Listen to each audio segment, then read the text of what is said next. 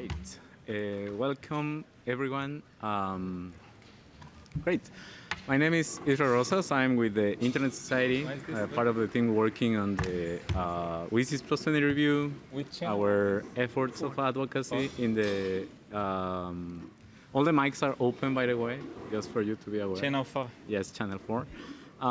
So we are going to start with this session. For those of you familiar with the WSIS+20 review, this is going to assess the implementation of the outcomes of the World Summit on the Information Society 20 years after the adoption of these outcomes.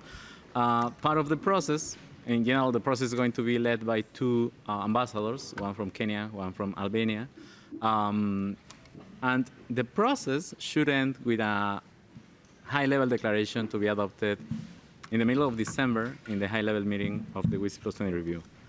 For reaching that point, the co-facilitators have released something called an elements paper last Friday. That elements paper contains the earliest indication of the areas of focus, concern, attention of the WSIS+20 review. So we are here to discuss briefly our quick take on the elements paper, some areas of interest for us. We are going to have also a space for you to share your thoughts. There are a couple of mics on the side of the room. We are going to have some space for the audience to participate. And there's also a couple of QR codes where we are going to gather your input on the elements paper. And for that, we have here Valeria Betancourt from APC, Jennifer Chung from .Asia, my colleague Mona Gabala from the Internet Society, Fiona Alexander on his personal capacity, Jorge Cancio from the Swiss government, and Roman from the IGF. So just to have everything on time, we're going to start with this brief recap of the elements paper.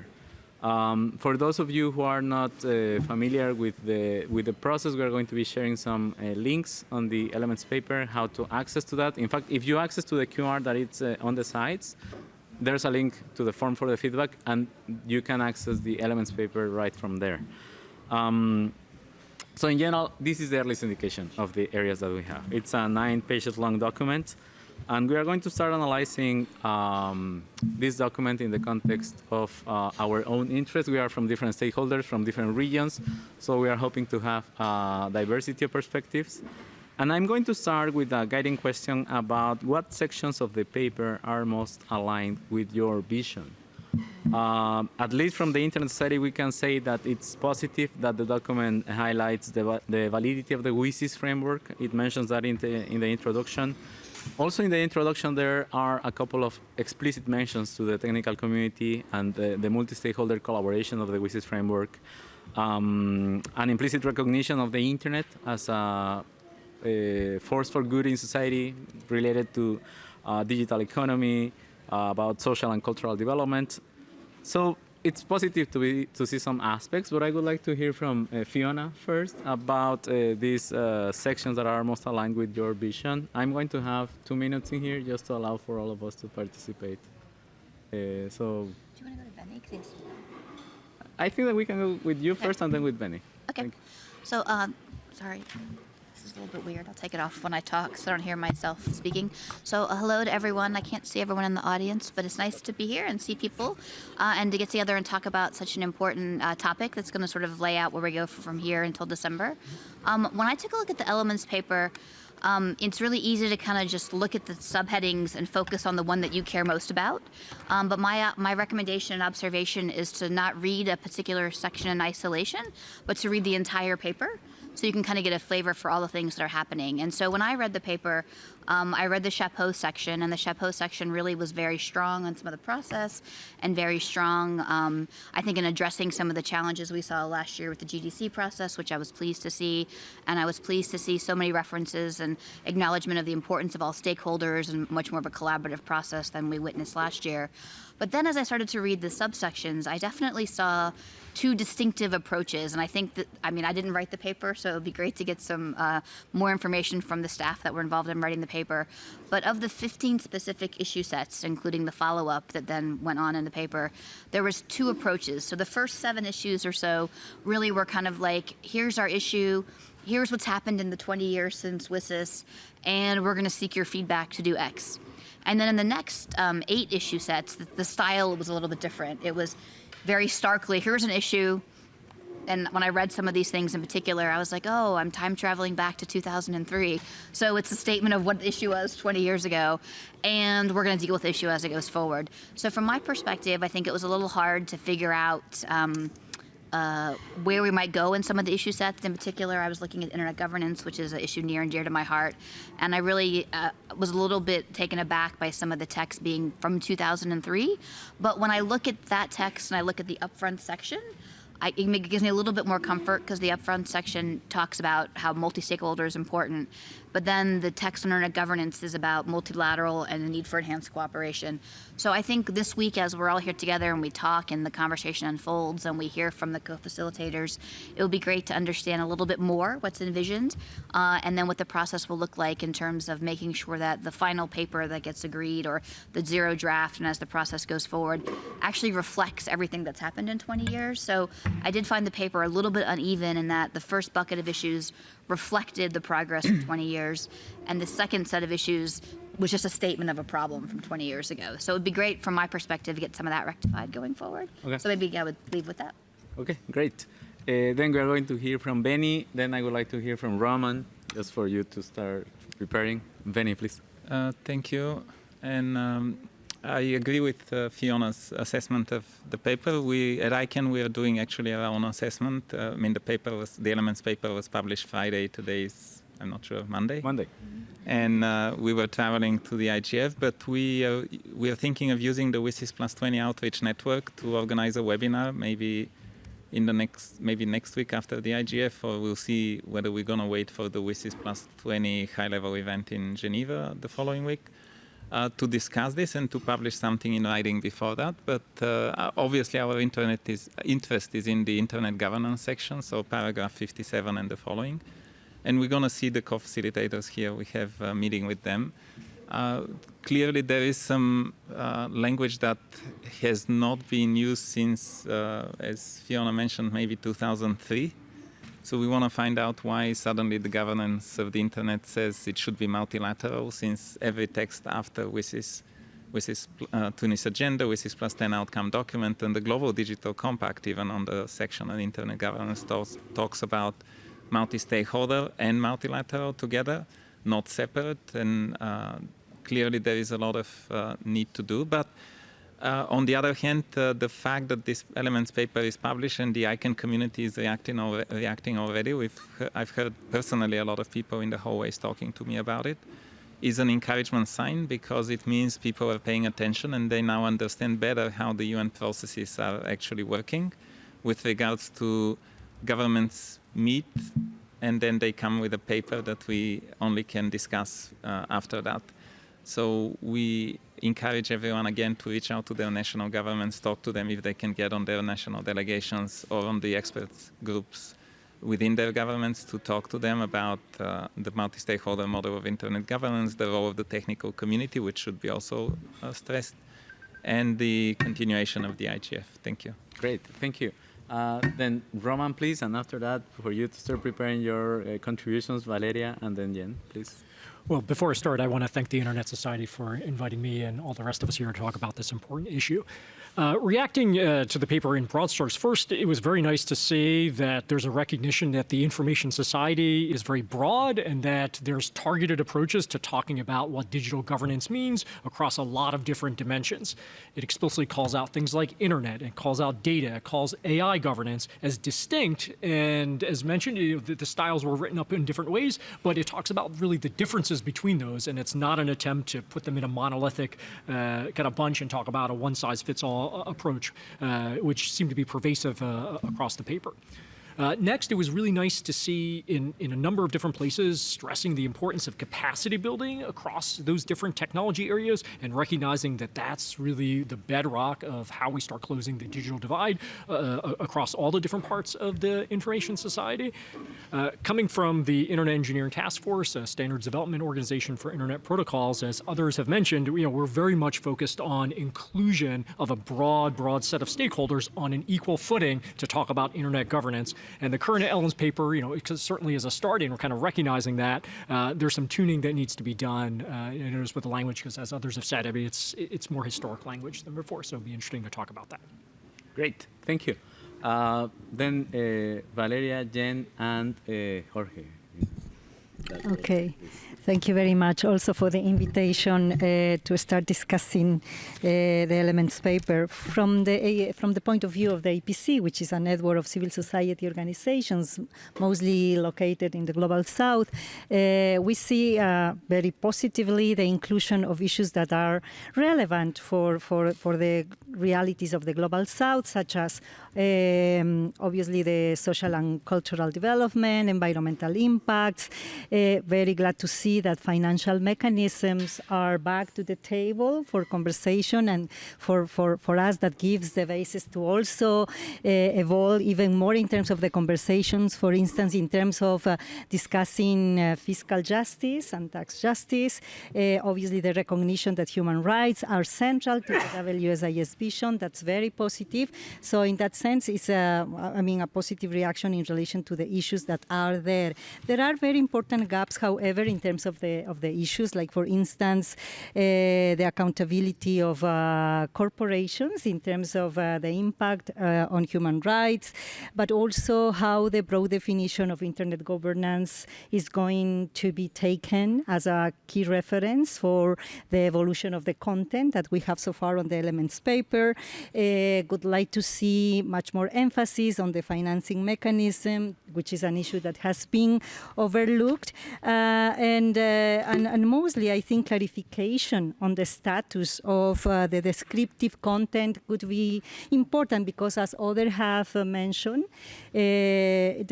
so far the content doesn't seem to reflect what has been discussed, not only through the framework of the conversations and the consultations as part of the +20 review, but also doesn't seem to encompass all the conversations and the evolutions that have been happening in relation to the issues in the past 20 years. So I think some indication and clarification from the COFAX in relation to the status of the descriptive text and how that is going to evolve would be very, very important.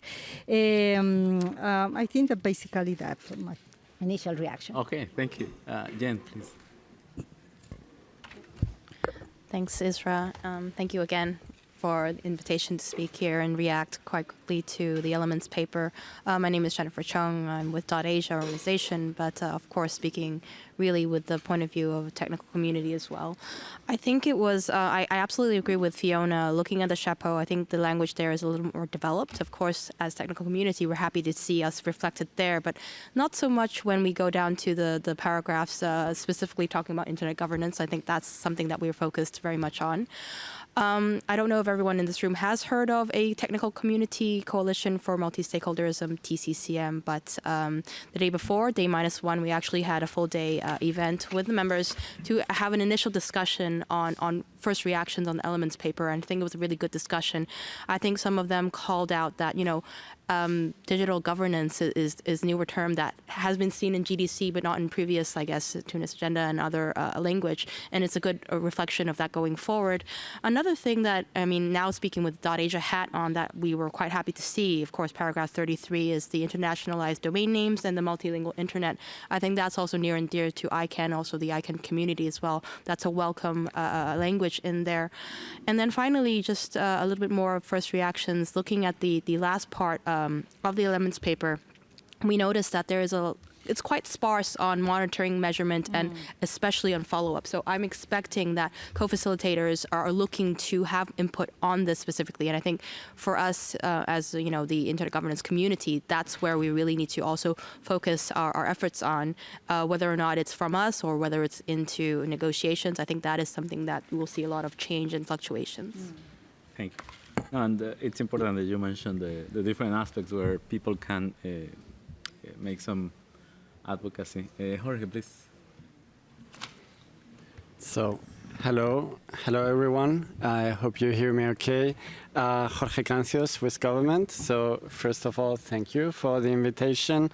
As to the elements paper, as was mentioned, we saw it on Friday.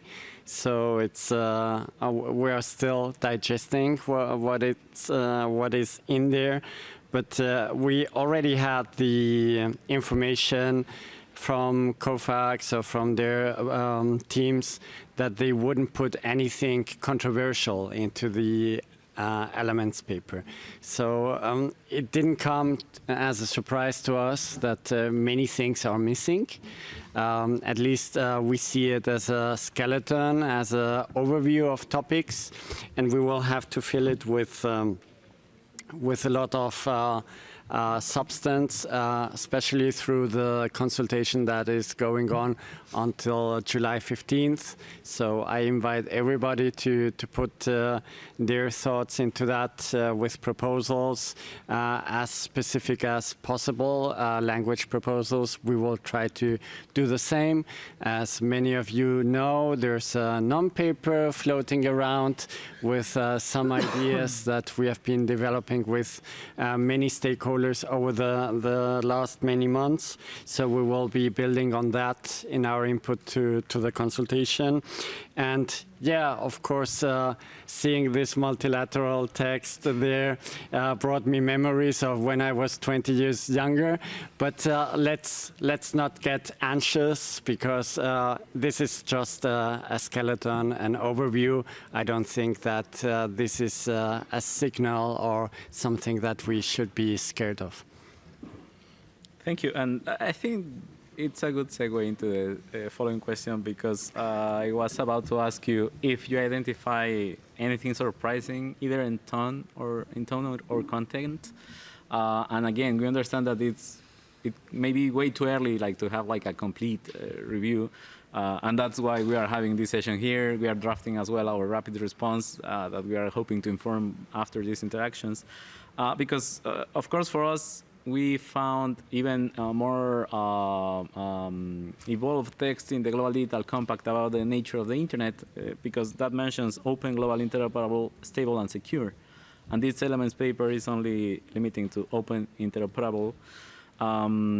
Again, the mention to the multilateral internet governance, and some opportunities missed on how to link the GDC implementation to the WSIS framework. So I would like to start with Benny about if there's anything surprising, either in tone or content in the paper. I don't know if we can call it surprising, but point 62 says that the mandate of the IGF is subject to this review, and proposals on the renewal of its mandate will be presented in the zero draft. So I think it's a good thing that the zero draft will be talking about the renewal of the IGF mandate, because there were some conversations going on around, at the UN, whether we do need an IGF or whether it should be. I mean, you may remember, or some of you may remember, that in the Global Digital Compact negotiations, there was an idea to create a digital cooperation forum, which eventually would have replaced the need to have an IGF. As the only multi-stakeholder forum under the UN umbrella, recognized even last year in the GDC as the most important place for discussions, we are hoping that the IGF will be extended. Maybe even they will consider to not renew it just for another 10 years, but make it permanent. And that will give stability to the IGF and more predictability with regards to searching for funds and finding resources that will support the work of the Secretariat, who, by the way, we are here because of the work of the IGF Secretariat and UNDESA. And this is one of the things which I think is actually a very positive thing in the part about internet governance. And as Jorge and others are already saying, that once we have more substantive view on this particular part that is touching in many ways to ICANN's mission, we will have more views to share on the WSIS+20 outreach network. I should have mentioned, for those of you who are not subscribed, just go to the ICANN webpage, ICANN.org, find the government engagement page, and there you can subscribe for the WSIS+20 outreach network. Thank you. Awesome, thank you. I would like then to go with Roman and then with Valeria for you to start preparing your ideas. So Roman, please. So in terms of surprise, I think many have already mentioned this, but really to repeat that the framing of the current text around kind of internet governance in element points, 57 and a little higher is just not consistent with how the internet has been successful for the last several decades through a broad multi-stakeholder model. There is, of course, the specific word swaps we were talking about, the use of multilateral versus multi-stakeholder, which really is subordinating the roles of those outside of the national government, and it's inconsistent with how things were written up in the last WSIS review. I think some of the other words are just the re-enumeration in a different way, inconsistent again kind of with the past of those non-governmental parties. We've lost the word technical community there. We've lost academia, and it just begs kind of fundamental kind of questions about whose input is going to be considered, whose input is valued, and what is the process by which that's going to be put together and evaluated, because right now it's these words full involvement. And so there's a lot that needs to be unpacked, and we need to look at what's been working for the last couple of decades and make sure that gets rolled into the language. So I was a little kind of surprised that we haven't learned that from the last several decades of success on the internet that have transformed so many economies and brought so much advancement around the sustainability goals and things like healthcare services and education. Great. Yeah, thank you. Valeria, please. Yes, thank you. In order not to repeat what has been said, which I agree, there were surprises for me as well. I could mention that despite the fact that the spectrum of issues is broad, and it's good to see those issues on the table, and even the recognition of emerging issues such as the artificial intelligence and data governance that are key elements of the implementation of the GDC, it is surprising to see that there is no reference to precisely the integration of the GDC within the WSIS architecture. So even though those aspects of the GDC implementation are highlighted, the elements paper does not give insights in terms of how the processes will be integrated. I could have hoped that there were some indications in that regard, so hopefully that will be developed further. Awesome, thank you very much. Then I will keep in that side of the table. Jen, please. Thanks, Isra. I wish I could be like Valeria and not repeat it, but I think it's important to kind of hone in on and highlight again the language in, I guess, paragraph 59 and 59 and 60. I mean, obviously it does come from Tunis language, but the fact that it comes out quite glaringly, it does feel like what Fiona says, it's a step back there. And also the way that it's framed, maybe it's an unintended consequence, maybe it's something that stakeholders should really kind of, actually highlight even more. The dichotomy between 59 and 60 is quite stark, and maybe the unintended consequences, are we limiting, the governance to this multilateral thing, and then you can talk about internet governance at the IGF. So kind of just like siloing IGF into this kind of just, again, defanged talk shop, even though it is really meant to be a policy shaping place, not that it's just talk and then we go away and we do nothing. Another thing that, of course, comes up again is enhanced cooperation. I think, again, how we look to this conversation is going to be quite critical. I know that there will be a lot of back and forth in negotiations about this, 63, 64. And then it would be also interesting to hear from other stakeholders how we're going to look at this as well, because there is a lot of baggage around this phase, enhanced cooperation. And already we hear, rumblings from, how different states are thinking about this. So I think it will be quite interesting to see how we would be able to also opine on this. It's really important. Great, thank you. Then I will go with Jorge and finally with Fiona, please. Okay, so without a warning, no, but basically the positive surprise is, if it's a surprise, it's that the document is quite comprehensive. So it's, as I said before, an overview full of placeholders, but there's space to put or to include our inputs for during this public consultation that is ongoing until 15th of July, which I repeat, please make your voice heard and make your inputs. What surprised me a little bit negatively, apart from other things that were mentioned, is really the point raised by Valeria, because after all, we've heard a lot of common ground on the need of avoiding duplication, of integrating GDC implementation into WSIS.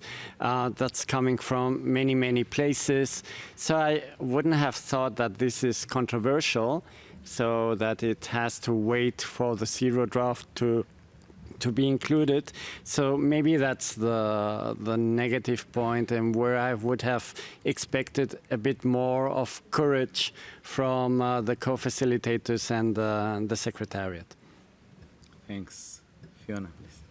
Yeah, I think on this specific questions, so I have one thing that I was really pleasantly surprised by, which I don't usually get to say, but I do think the recognition of all the work that everyone's done over the years on internationalized domain names was a really nice thing that's actually in there as a positive. I do remember the first IGF and IDNs were a big topic, so it's great to see that, and it's great to actually see the specific reference to ICANN.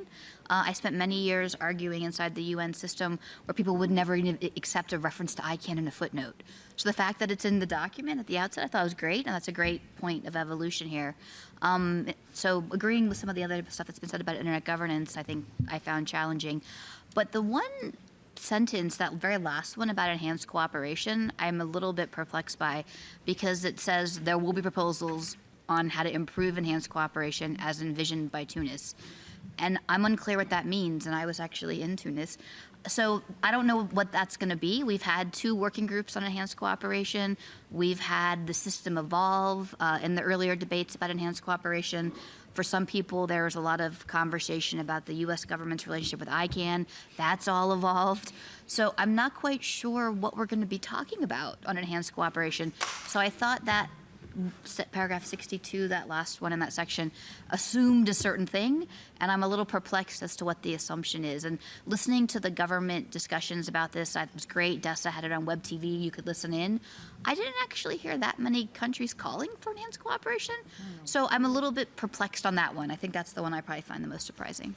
No, good to identify that. Yes, Benny, please. Just to add something, unfortunately I have to leave for a meeting I cannot postpone, but I was not surprised, but that's why I didn't mention the mentioning of ICANN, because you ask what are we surprised of, because I think it's a recognition for the work in multilingualism and connecting the unconnected. ICANN has done a lot of work in internationalized domain name, universal acceptance, and other technical stuff that most people don't really know enough about, which is good, because we're doing it quietly and involving all the interested parties to help, open the domain name space for scripts different than Latin.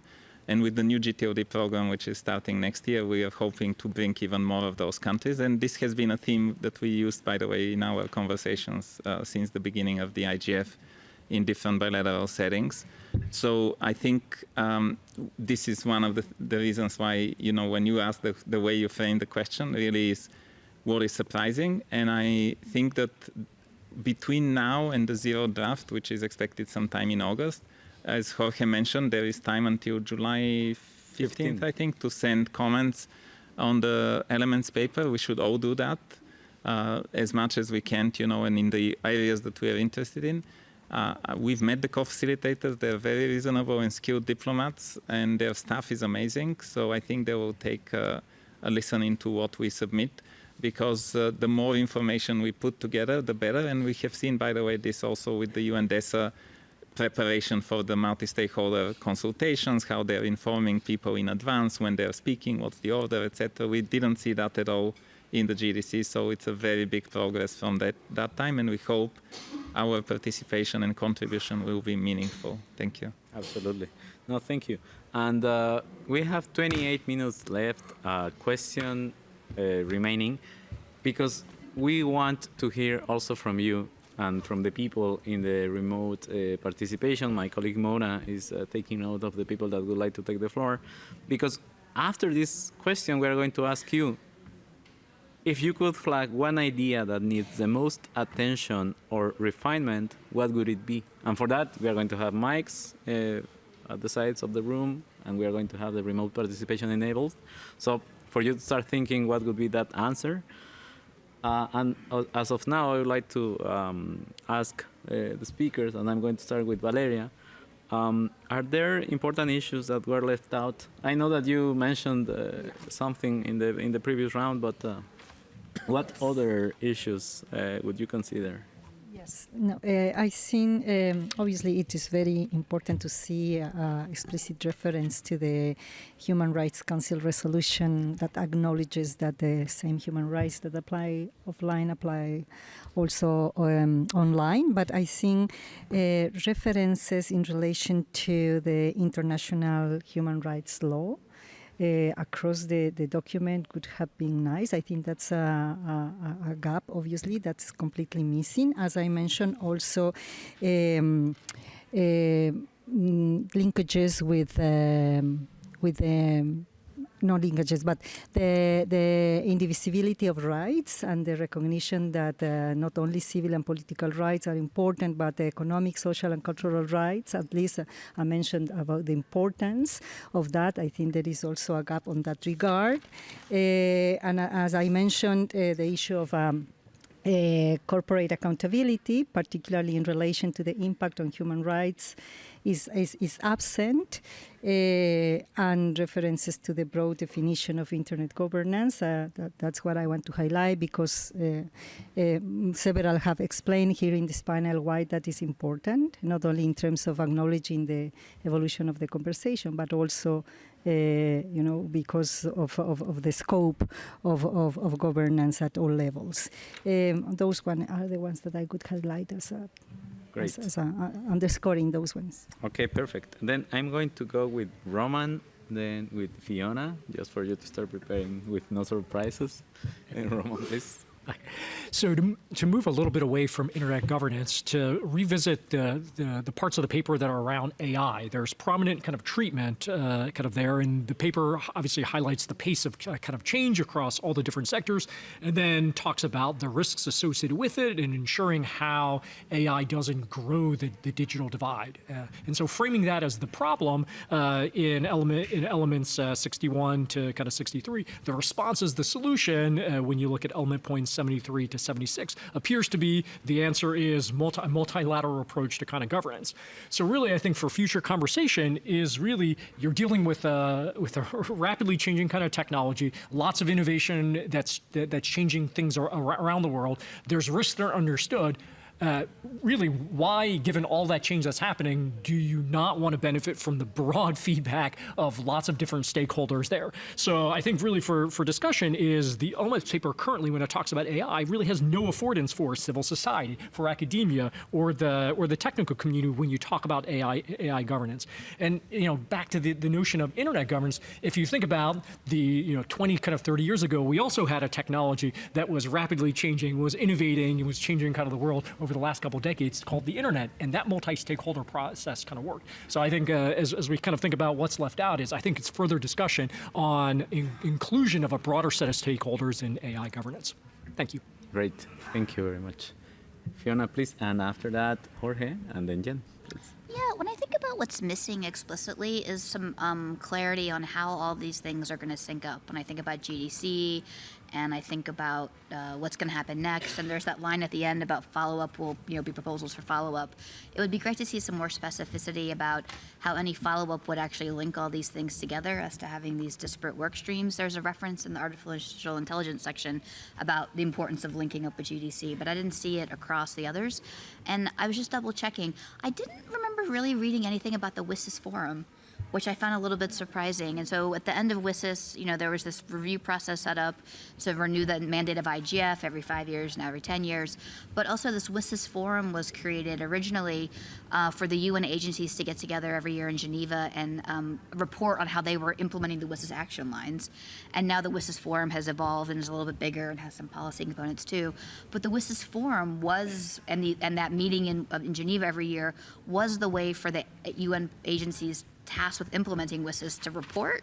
So I found it a little bit weird that there's not really anything on WSIS forum in the paper. That was my other observation. No, that's right. And in fact, during Japan's Open Forum a couple of hours ago, Gitanjali mentioned their surprise. And yeah, Valeria. Just in relation to this point that Fiona brought up, I think another gap in the document is precisely how, for instance, the focus areas of the GDC or within the GDC fill also, the gaps within the action lines. I think that aspect of that links to the integration of the processes that is still missing. Great, thank you very much. Yes, please, Jorge. It's my turn. So basically what I mentioned before. It's what's missing is the how. The how is very important. We have lots of language on the substance, and basically we negotiated the substance less than 1 year ago with the GDC. So I don't think there will be big changes to the substance or where we can agree at the UN level. But on the how, that's really an open question. It's an open question. How do we integrate the GDC implementation into other structures? How we avoid duplication? How we avoid proliferation of processes that kill inclusion, that are very difficult for smaller stakeholders, which mean spending money on duplicative things. So that's a lot of questions, and there have been also many proposals how to improve the UN group on the information society, how we can include newer agencies, also the Office on Digital and Emerging Technologies into that work, how we can improve the work of the CSTD. By the way, the CSTD agreed in April, in April, I think, on a couple of things on how to do this integration, and I don't see also the text of those resolutions in the proposal of the elements paper. And of course, it's also the question how we strengthen the IGF so that the IGF really fulfills to the largest extent possible its mandate. And there I'm looking forward also to very innovative ideas, and I see Bertrand there at the mic, and really it's for the community to come forward. We member states, we of course make our proposals. You can talk to us or check them if you have them, but it's really the community who has to be really bold and really innovative. Thank you. Thank you. We are going to go with Jen, and after that we are going to start with the participation from the floor. I see that it's Bertrand and Carlos, and also probably we have some people in the Zoom session. So just start thinking about your answer, one idea or element that needs the most attention. Just to close this round, Jen, please. Thanks, Joshua. I'll be brief because we want to hear from all of you here as well. Again, reiterating that, the gap and the missing part is the dimension of the, technical community called out by itself, the recognizing of that, and especially in the internet governance paragraphs. Valeria mentioned, the missing part of the GDC implementation. We see echoes of the final GDC text in it, but there is no explicit kind of tie-in of that implementation. That's missing as well. There's been calling out for the voluntary financial or funding mechanisms, or the innovative, I can never say that word, innovative funding mechanisms as well for the AI portions, but not so much, it's quite silent on that in regards to the IGF or I guess the internet governance paragraphs. And then finally, I counted through the whole elements paper. It only mentions inclusion 3 times. and digital inclusion only once. And I think Fiona said very well in the beginning, you have to look at it in a whole cohesive manner, and splitting, bridging the digital divide and the capacity building parts. It doesn't seem like those two sections actually talk to each other. So there's a big missing gap there as well. And then finally, again, back to TCCM, Technical Community Coalition for Multi-Stakeholderism. Jordan Carter from AUDA, so the .au domain administration, he's leading the draft on the input that we're trying to do for part of the internet technical community to respond to the elements paper by the 15th of July. I see him in the room, so I'm not going to really do that, but I am kind of putting him on the spot to see if he can say a little more. Thank you. Thanks.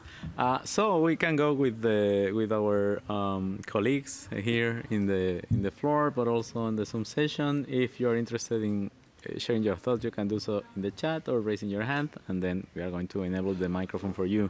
Carlos, please. Your name and affiliation, please. Thank you very much. Carlos Vera from the Internet Society Ecuadorian chapter. A very nice initiative, Isra. Thank you very much. I would like to be sure that the mechanism for comments is working. We send some comments on the paper, and I hope you receive. I see that we share maybe not the same worries, maybe not the same surprise, but for sure the same interest in zero draft, enhanced comparison, and also in the multi-stakeholder mechanisms.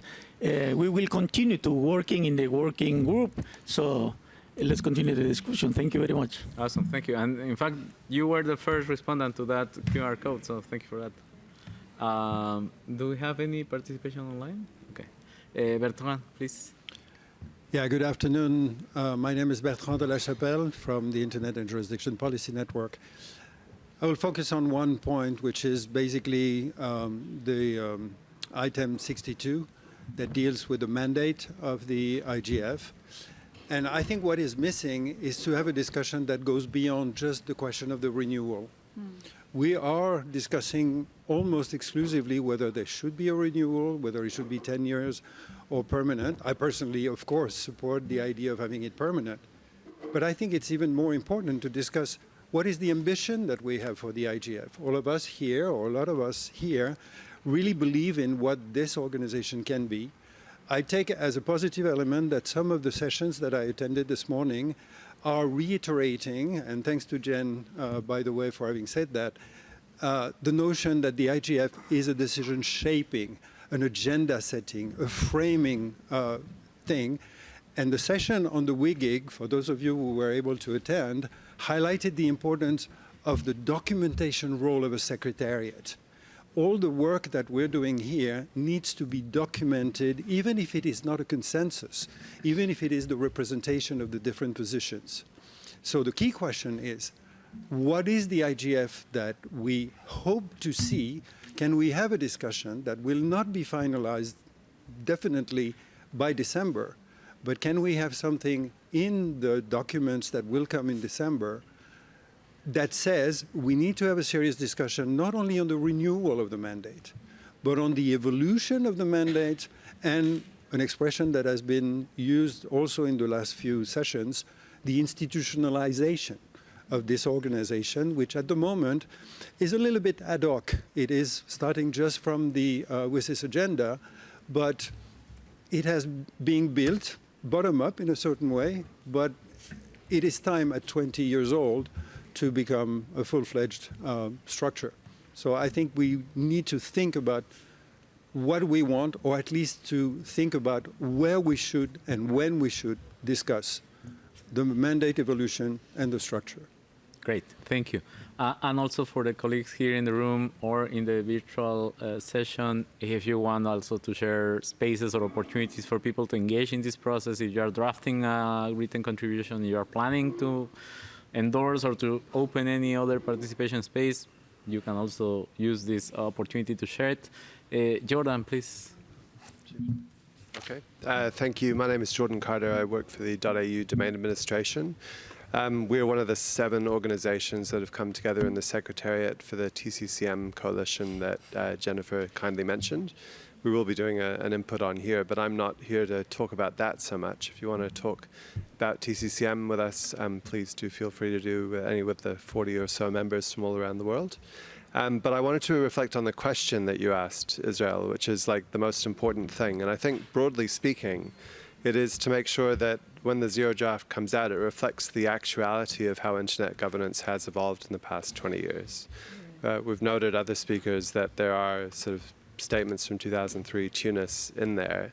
And I think we need to build from the perambulation through the journey of the WSIS+10 review, the GDC, the CSTD resolutions, and so on, to just show that this medium, this system of the internet is irrevocably multi-stakeholder and must be recognized as such. It isn't good enough for the UN process to argue that something is multilateral when it simply isn't, never has been, never will be, never can be. So I think we should be quite strong on that in quite a warm way, because the system has already acknowledged it through all these other discussions. So I think that's an underlying thing about the permanence of the IGF mandate. It's an underlying thing about telling the story of all of the small e, small c enhanced cooperation that has been done through the IGF system and all the other institutions. So I think that's one of the key things we need to do in our inputs. Thanks. Awesome. Thank you. Then our colleague in the first mic, name and affiliation, please. Thank you. Hi, my name is Anna Oosterling, and I'm from Article 19, a local to global human rights organization working on free speech and related rights. We also are part of the Global Digital Rights Coalition on WSIS, which brings together a number of civil society working on the WSIS process. A lot has been said, especially on internet governance, so I'm not going to go to that. I also have a lot of questions on enhanced cooperation and all the other paras that have been mentioned. I want to mention something that Valeria mentioned that I really want to amplify. One really simple thing. Human rights. So paragraph 43 starts very promising because it says human rights are central to the WSIS vision. Now, if you ask me personally, after that, this section kind of goes downhill. What we're missing is a clear reference, a clear grounding in international human rights law, international humanitarian law, and international refugee law. I'm not seeing that. And I feel like in terms of all the things that I've heard in the consultations, that was given as input. And so it's a bit of a shame to not see this here reflected, as this is an issues paper, an elements paper, and should reflect that. The second thing that is really missing, and you mentioned it about inclusion, it does speak about certain groups, women and girls, children. It is missing a whole host of groups, underserved communities, out of reach, however you want to describe them. Inclusion is absolutely critical to realizing the WSIS vision. This is not in this text. So that's something we really need to think about, how we can bring that element of inclusivity. And because I cannot help myself, and I work for Article 19, clue is in the name, paragraph 48 is incorrect. It says that international rights agreements permit restrictions on expression, et cetera, et cetera. This is not what the international rights agreements say. So I will definitely make a proposal as part of my submission to make sure that at least this reflects the correct three-part test that is known in international human rights law and accepted by pretty much everyone in the world. Thank you. Thank you very much. Do we have any remote participation? No. Perfect. Also, next steps, what's going to happen next? But after that, before that, I'm going to give the floor to Flavio. But if you would like to share anything that you're planning to do as next steps, please feel free to share it. I'm going to share our next steps. Flavio, please. Thank you, Isra. So Flavio Wagner from CGI.br and also ISOC Brazil.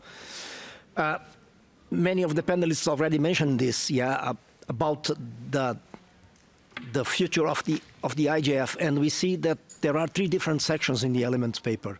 One, which is titled Internet Governance, and within this section we see references to the IGF and the renewal of its mandate. There are different sections handling AI and data governance. They are separate. And there is no reference to the IGF in the sections on AI and on data governance. So it seems that, coming back 20 years, that the IGF is only for internet governance, while we would love to see the IGF as a kind of focal point for discussing all things about digital governance. in general.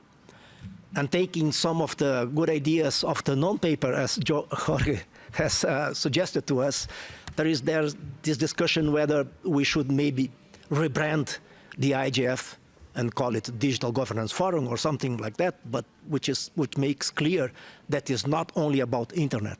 It's about digital cooperation in general. It's about digital transformation processes in general.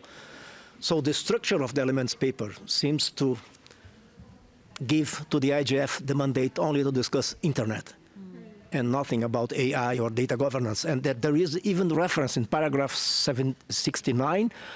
There is the reference on the CSTD working group on data governance, so a different space. And in paragraph 75, in the section on AI, there is a reference to the high-level advisory board on AI, so a different space discussing AI. Yep. So the structure already separates things, yeah. So Perfect. Thank you. And last call for the remote participation, going once, going twice. And also the NRIs are not mentioned in the elements paper. I just wanted to say that. So next steps, what's going to happen next? Jorge mentioned that, Veni mentioned that as well. There's a window to submit written contributions until July 15. The co-facilitators have enabled an online form for them to collect the input from the community. If you follow that QR that are on the side of the room, that contains also the link not only to our form, but that redirects to the link to the co-facilitators for you to see the questions they are asking. They are inviting for specific feedback on specific sections of the elements paper, but they are asking specific questions in that online form. If you want to create your written contribution, you can do so. You can inform your thinking. There's the non-paper shared by the Swiss government, also a non-paper by the Australian government, some other resources. At the Internet Society, we released also our non-paper last week, a conversation opener, for you to gather some ideas, some thoughts. We are going to use the interactions that we got here in this session and during this IGF week to publish a rapid response to the elements paper, something brief, a quick reaction. But we are also going to construct our written contribution based on the community's input. That's why we have that QR code in there. If you don't have the time or the energy to go and write your own contribution, you can share your thoughts, and we are going to take into consideration your ideas for our own. We are going to open our written contribution for endorsement by our chapters and members. But if you would like to create your own written contribution and you've had questions, we have a community working group. If you're a member, it's free to join a WSIS+20 community working group. You can do so from your membership page. There's also a mailing list hosted by ICANN, the WSIS+20 Outreach Network. We've seen many emails going in that network. So in general, there are many opportunities to contribute. So the invitation here is just to keep talking to each other, ask questions. It's totally valid that at this point, of course, the elements paper was released on Friday. Many of us just went through the document quickly. Probably we are going to have more ideas in the coming years. So keep the ideas going, keep the conversation going, please, because if we have more views, more thoughts in that consultation, the zero draft is going to be stronger. So the important part in here is that if we don't share our thoughts, if we don't share our input, that zero draft is going to be built based only on whatever stakeholders participating are going to say. And we want our views in there. That's why our invitation to submit your own written contributions, to reach out to other organizations who are doing so. So I want to thank my colleagues who joined me today in this session. And we will keep facing each other here in the IGF 2025. We will see what happens next year, if we will have another IGF or what's going to happen. So thank you very much. And yeah, we'll see you in the halls. Thanks.